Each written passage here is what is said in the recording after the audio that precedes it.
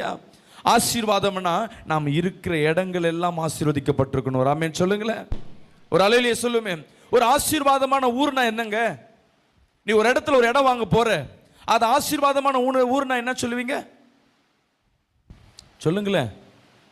அந்த இடத்துல தண்ணி வரணும் ஃபர்ஸ்ட், ரெண்டாவது கரண்ட் இருக்கணும், மூணாவது பஸ் ஸ்டாண்ட் இருக்கணும், போக்குவரத்து இருக்கணும். இதெல்லாம் எப்போ பார்ப்பீங்கன்னா அங்கே ஒரு கம்பெனி இருந்தால் தான் அந்த இடம் ஆசீர்வதிக்கப்பட்ட இடம். அங்கே ஒரு தொழிற்சாலை, ஒரு கல்லூரி, ஏதாவது ஒரு வருமானத்திற்கு நிகராக, புழக்க நிகராக இருந்தால் தான் அது ஆசீர்வதிக்கப்பட்ட இடம். உங்கள் வீட்டில் தண்ணியும் உங்ககிட்ட காசு இருந்தால் தனியாக காட்டில் இருந்தீங்கன்னா அது ஆசீர்வாதம் இல்லை. எனக்கு என்ன கர்த்தர் உன்கிட்ட சொல்ல விரும்புகிறாருன்னா, நீ மற்றவரிடத்தில் கொடுத்துப்பார். ஹல்லேலூயா. உன் பேரை கர்த்தர் பெருமைப்படுத்துவார். ஹல்லேலூயா. உன் சாதிகளை கர்த்தர் பெருமைப்படுத்துவார். கரங்களை தட்டி கர்த்தர் மை செலுத்துவோமா?